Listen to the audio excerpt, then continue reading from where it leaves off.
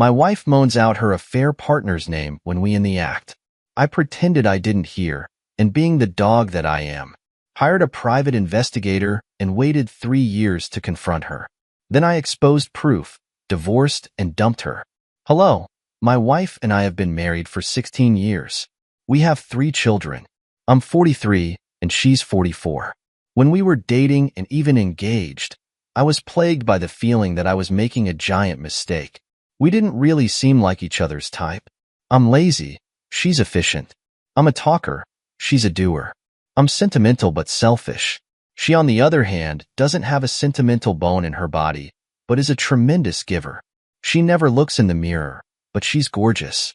In addition to being a superwoman type, runs 7 miles every day, all year, excels in her career, makes healthy, wonderful meals for us every day all year. She's also a supermom. The children are well-adjusted, smart, happy. In bed, we work fine. She's a little inhibited, but isn't that what the husbands always say? I have loved her for being such a giving, selfless person. She has also been fun-loving and easy to please. I love her parents and my parents love her. Yet, on a personal level, as in being able to really connect mentally, it has never been strong between us. She reads so many books, but never really wants to talk about them. I know this sounds lame of me, and I understand if you stop reading. We see a movie, and she's content to say a few remarks like it was funny or scary, or she liked it, and then she moves on. I could talk about a movie, good, bad, boring, fun, scary, doesn't matter, all night. I'm not saying these are character flaws, just illustrations on how we were different. But different doesn't mean a marriage is doomed. A marriage can thrive on differences. I have often felt ours did that reason. Also, she has an admittedly tendency to diffuse situations by saying what will pacify someone instead of the harder truth. These instances have almost always been minor things, though. Like me asking one time where a little painting went that our daughter did in pre-K, and she's saying she didn't know. A minute later, I found it in the trash and got really mad. Not because it was in the trash, but because she wouldn't admit, yes, I threw it out, the kitchen's messy. There are a few more examples I could give you like that, and only a few. She also probably chose the untruthful route because I have gotten mad about her throwing stuff out too early, in my opinion, like Christmas cards. So there you go.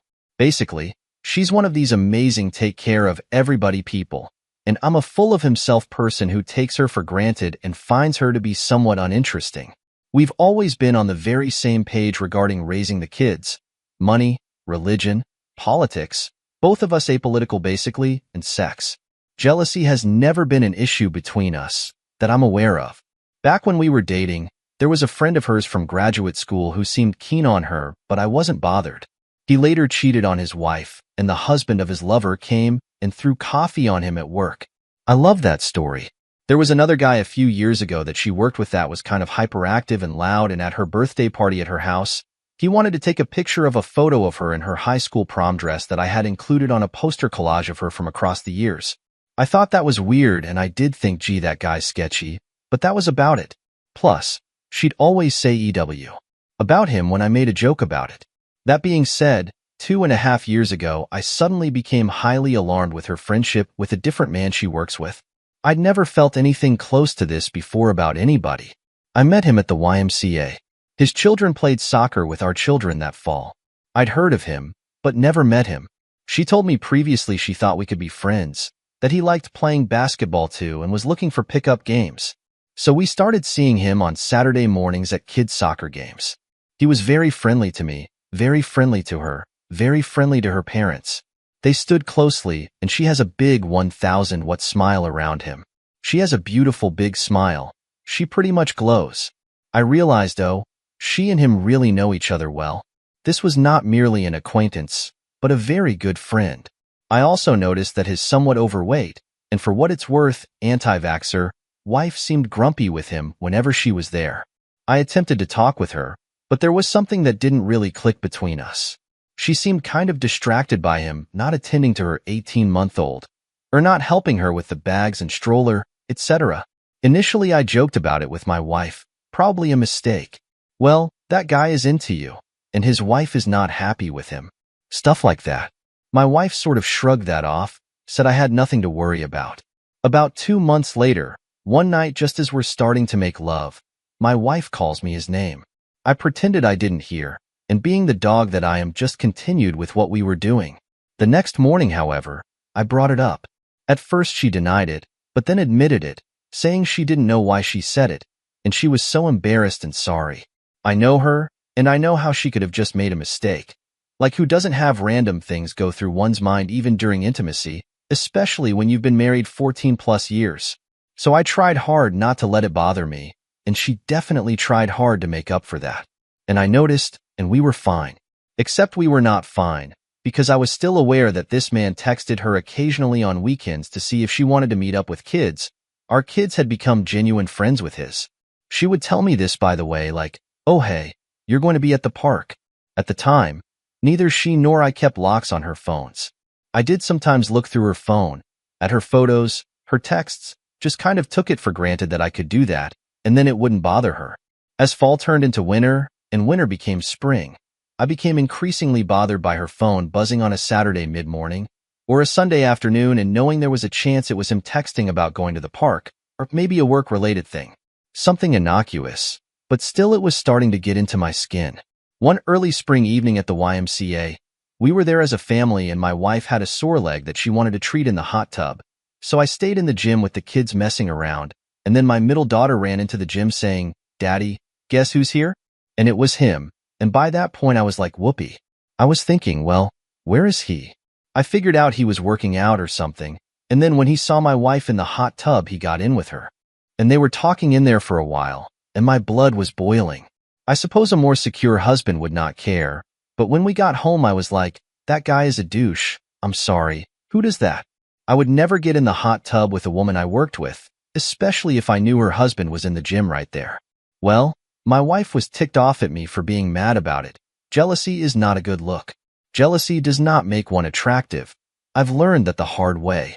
I want to point out that in the winter prior to this hot tub thing, I had started playing basketball on Tuesday nights with him at the YMCA, and the thing is, I really didn't enjoy playing with him. I liked his selflessness, and he had an old school back to the basket game I respected. I also felt like he was not as good as me, and made sure to beat him the one time we played one-on-one. When it ended, he mentioned that he was feeling a little under the weather, which he'd already told me.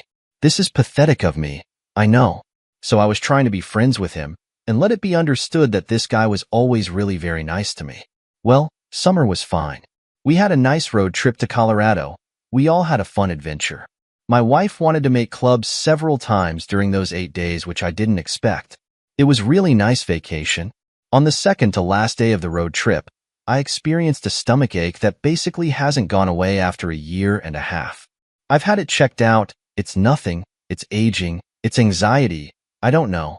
At the end of the summer, my uneasiness about him and her began to rapidly escalate.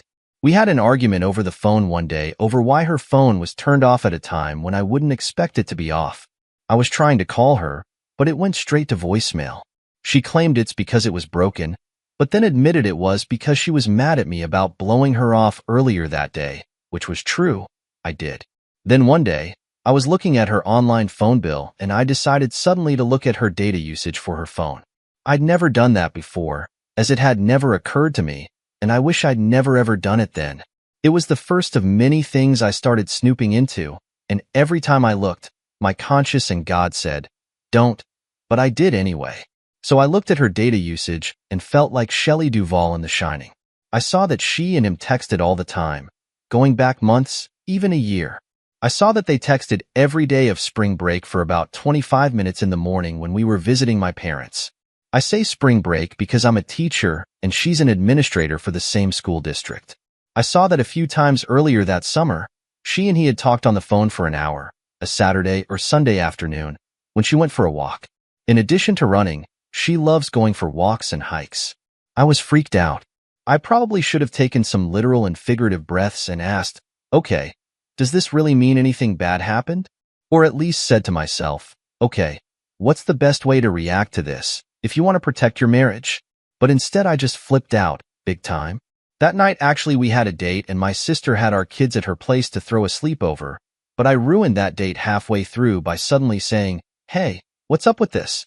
I know you two are friends, but you have a boyfriend is what you have. I went full ogre on her. I mean, I wasn't throwing things, but I was an ogre. She said yes. They text a lot at work because he didn't have a desk phone and they do work together closely on many things, which I know is true. Plus, I know her personality and she's not a waste-time texture, no matter how much she might like somebody, but I couldn't get over the spring break taxi on the Saturday-Sunday walk and talk stuff. She said, he's my friend. I don't have many close friends here. True. Can I have a friend? That expression touched me, I have to say, but I kept going and digging and snooping. I wasn't sleeping well. She in the meantime was trying desperately to keep me happy. We were still making love, although I was very unable to really get into it, which I think in turn bothered her. I looked at her iPad, which she kept in the car. It had recent locations set to on. This was not something I anticipated. I looked and scrolled and saw something anomalous, a place she'd been to once a week in later summer, just a few weeks prior for about 30 minutes each time, right in the middle of the workday. It was pretty much on the edge of our city, a residential neighborhood by hiking trail and golf course. I shot in the dark. I Googled a street name along with the guy's last name. I have come to learn that this is called pain-seeking behavior. It popped up, not making this up. His parents have a condo right there. They don't live there usually, but it belongs to them. In other words, it's often empty. Her car was parked right in front of that condo, with the iPad in it recording the location. Yeah, so I'm like, yep, it's an affair. There's no other explanation. I call her then and there at work. I say what I found. She asked me to tell her again where it was showing, and I told her. She paused and then said brightly, oh, that's where I walk sometimes.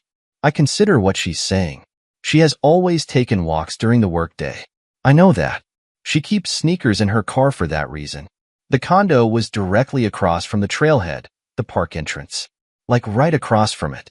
When I mentioned, yeah, but that place belongs to his family, what's up with that? Why there of all places?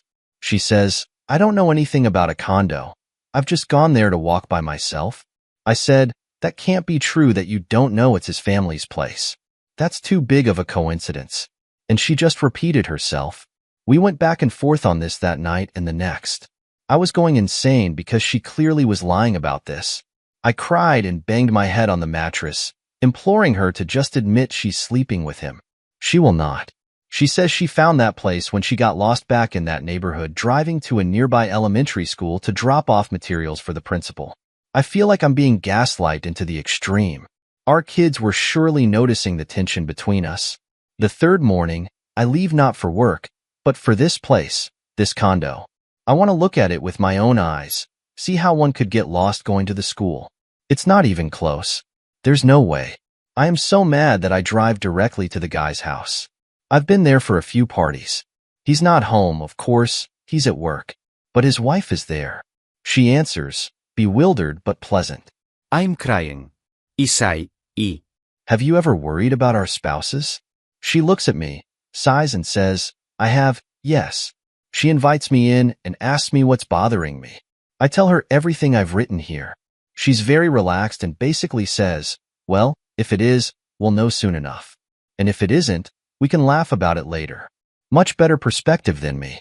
We keep in touch via text, and she says she asked him, and he said there's nothing. He in the meantime was very alarmed and came to work and told my wife, which I figured would happen.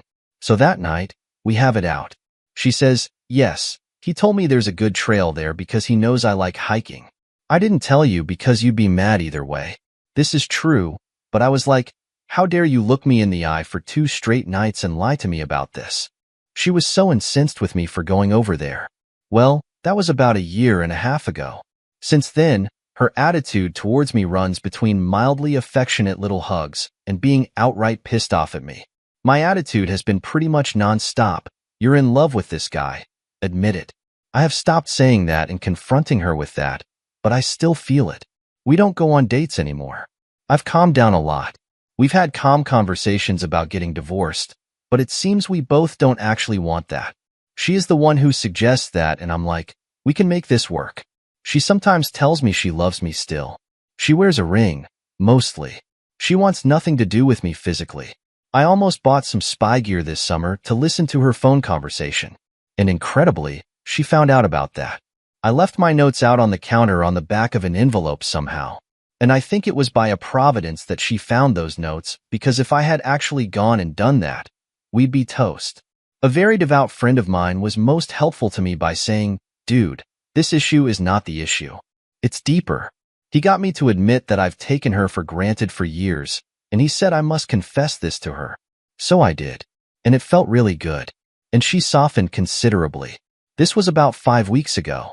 She still doesn't want me, and I don't know when she ever will. There's times I think it's too broken. But then I remind myself that marriages can survive and flourish even after real documented actual infidelity. It takes real humility. I've changed, and she's told me that. She says she can see my new leaf, but she's not ready to be close again. Occasionally, I still flip out privately, like when I realize, looking through laundry the other day looking for my sweater, that she wore a thong to work. I've never seen her in a thong, but oh well, women own them. Okay, well, I realize this is way too long. This has been therapeutic just to write. If anybody made it this far, wow, thank you. Anything to say, go ahead, blast me. It's fine. Let's see what people say and their respond. Dragon6488 says, I read the whole thing. I listened to a YouTube channel that reads from infidelity subs and the like from Reddit. Your story is the lead up to having caught her. You didn't. If she is cheating, you tipped her hand. You should have investigated before she knew you suspected.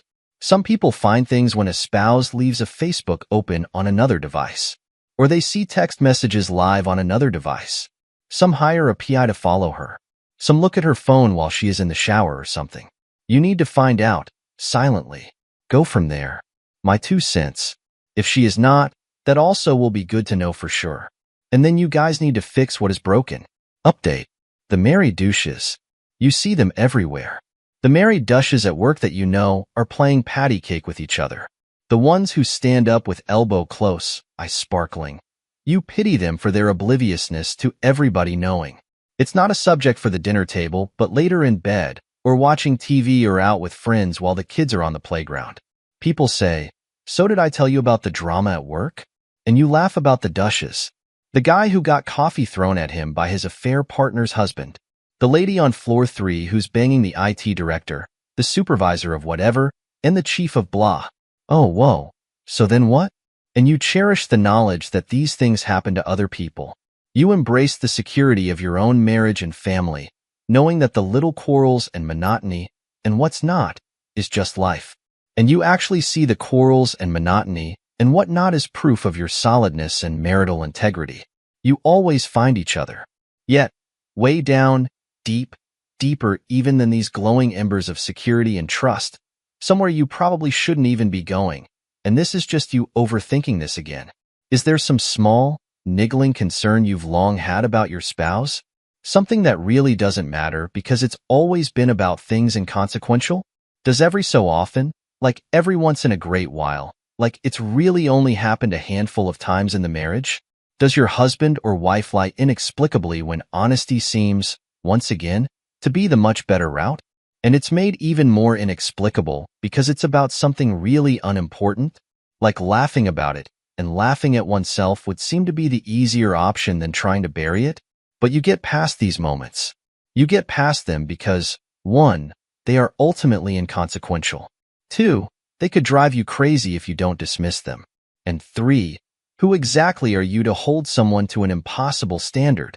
Are you not just loaded with your own lazy, knee-first superior BS? What's a white lie to your bloviating, self-absorbed way of going through life? Okay, I didn't intend to go second person on this whole thing. Just trying to wrap my mind around how we got here. My wife and I are in our mid-40s. We've been married 17 years. We have 3 children.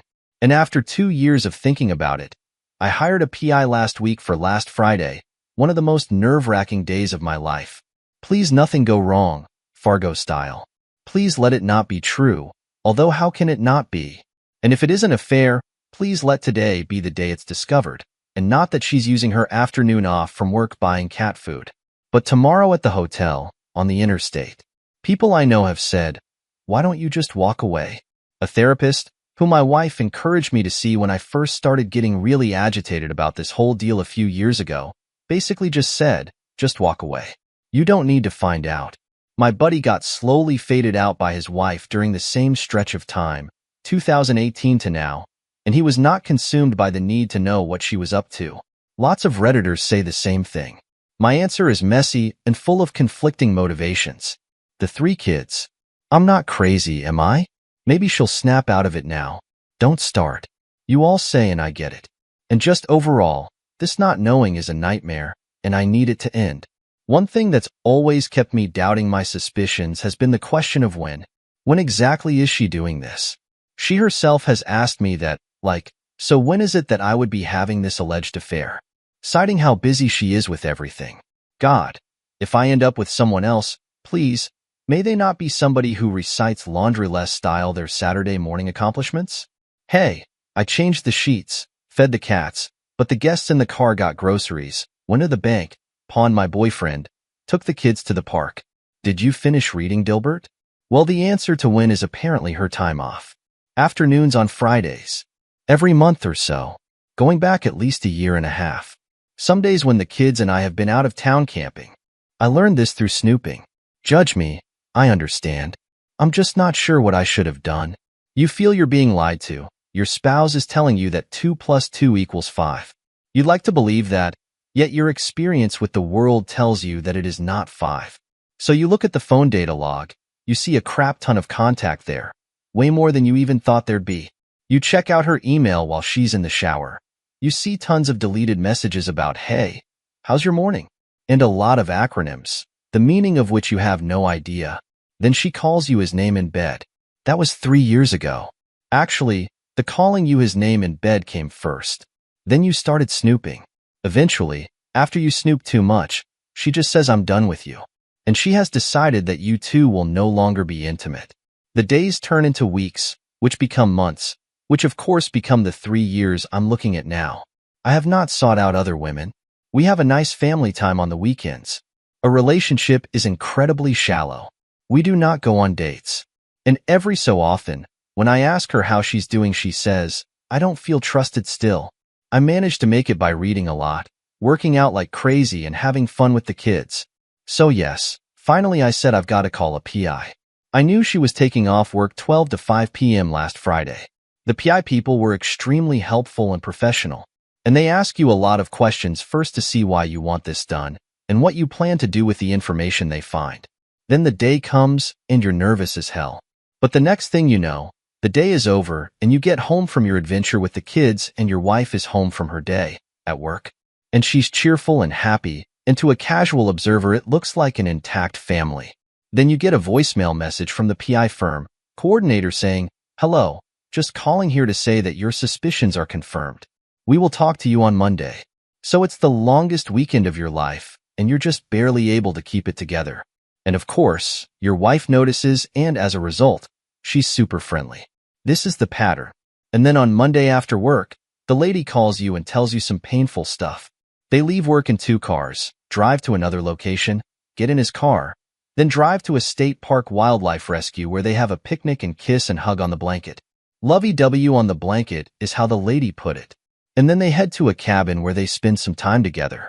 Apparently, they've checked in many times at this place, signing in under an alias each time. How the PI figured this out, I don't know yet. Then they leave, and then she comes home at the end of the day.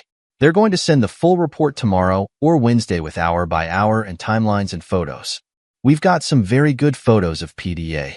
I'm not looking forward to seeing these. This lady was intentionally vague about some things in her overview today, and I believe the reason they stretch it out is to gauge how you're reacting and to see if you're somebody they need to alert the police about. Or that's my guess as to why she gives a kind of generic overview a few days before the full report comes in. Anyway, so tonight, Monday, after work, after I talked to this lady from my car, I was pretty pissed when I got home.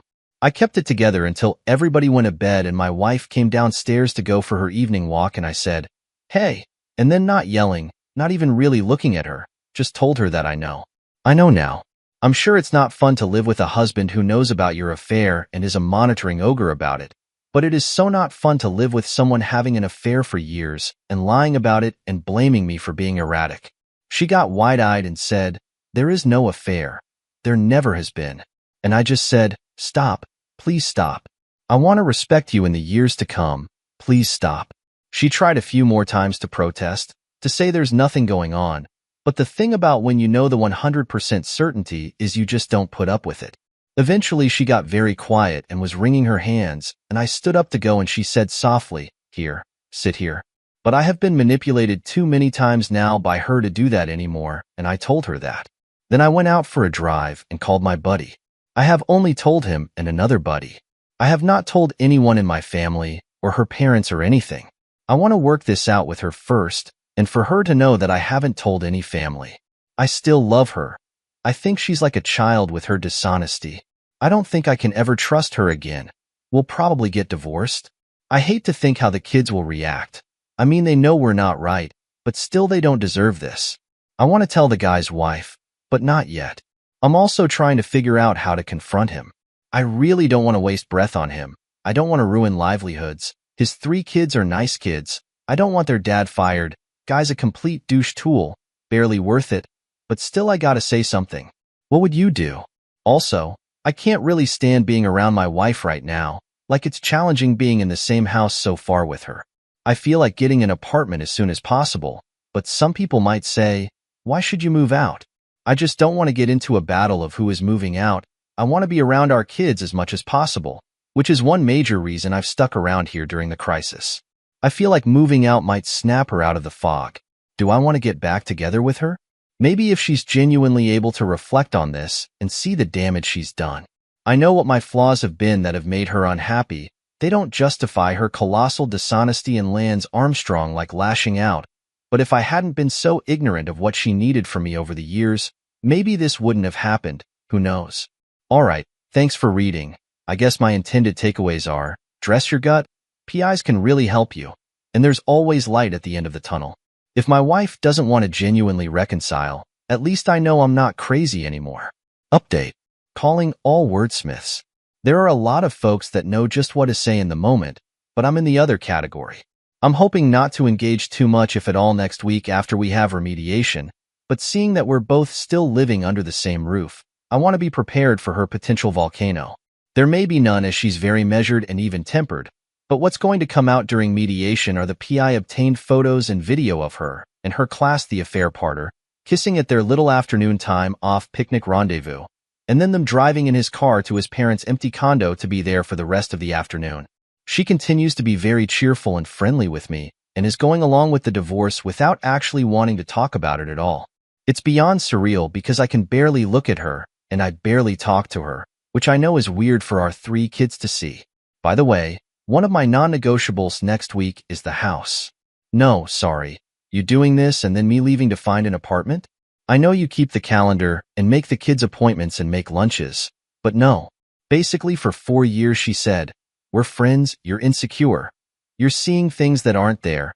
You're insulting me with your suspicions. I'd never do that. I'm a professional. He's very professional, etc.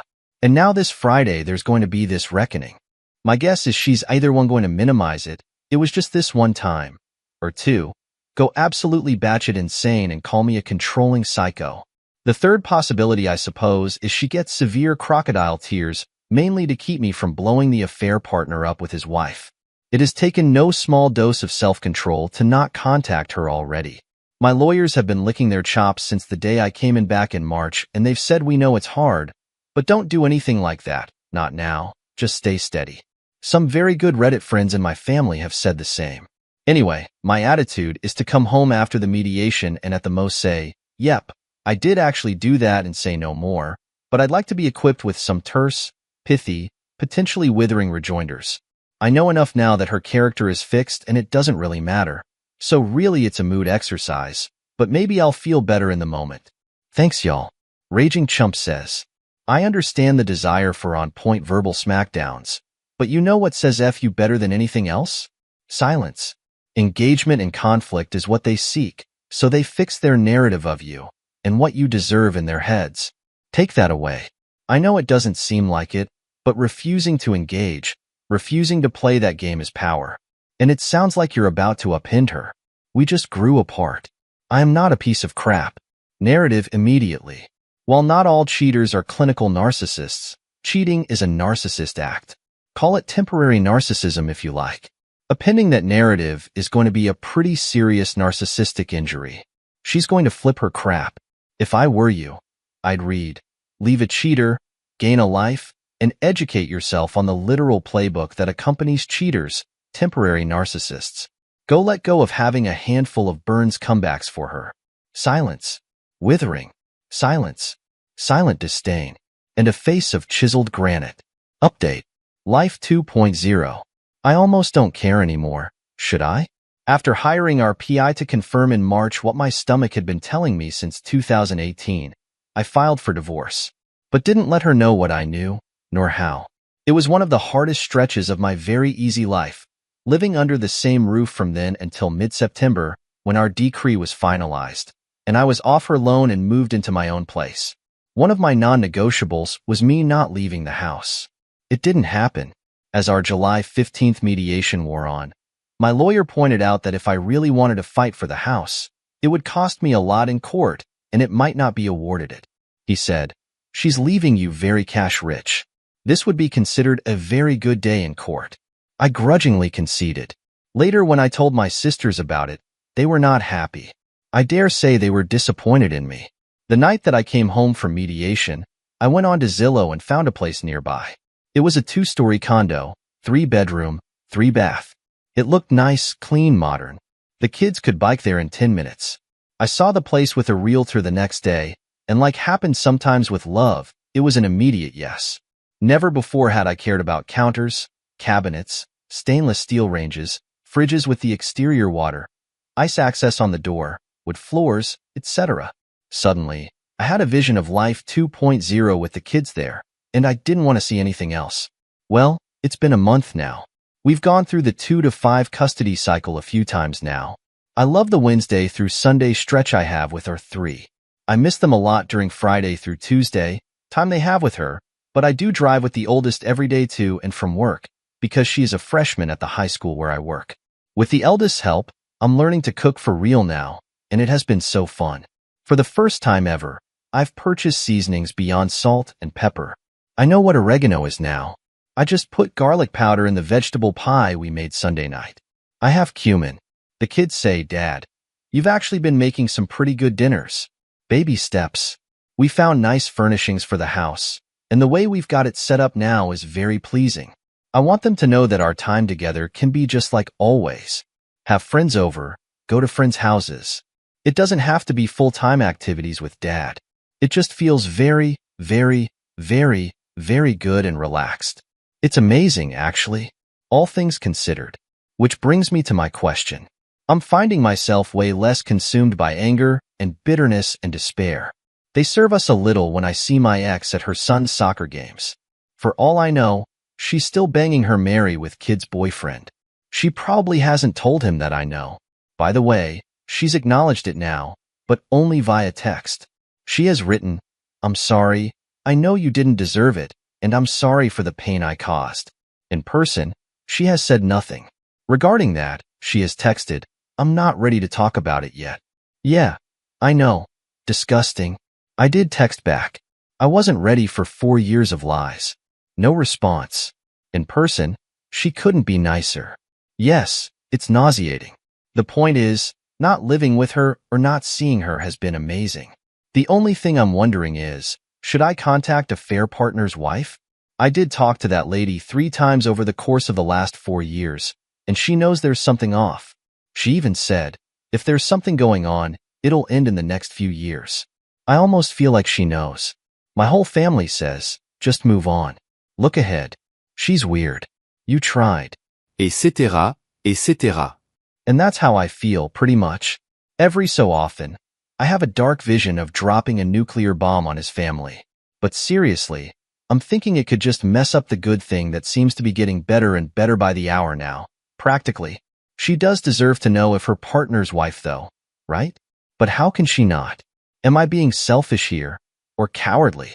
I'm just feeling like they're all losers. She was no help to me during this time, and whatever. Rage sadness all in one says. No, once you are free and the divorce is cleared, you can safely, from an asset perspective, do it. You can't even get a crap for 2 reasons, agency. His wife deserves agency the same way you did. You know how it felt not knowing and struggling to find out. Your gut screaming at you, begging the person you love for the truth, only to be cast lighted and lied to again. She deserves to make the same choices you did about divorce, getting tested. Who knows who else her husband is sleeping with, to be honest. Your wife has still not owned up to her part in this. What are her consequences? A text message is nothing. She's not sorry. She's trying to save face. You can't look forward until this chapter is closed. Close it and write your own ending to it. Then enjoy your condo and your kids. Use a co-parenting app if you don't have one already, and seriously stop testing with your ex thrown away loved one ads. Definitely tell her, but only what she needs and wants to know. Before getting into details, ask if she'd like to know. Maybe she doesn't need that much information. The OP replies, yes, I have an email draft all queued up for which says essentially, hey, I did what you and I considered once, hire PI. And now I know, and we're divorced. If you want to know more, contact me.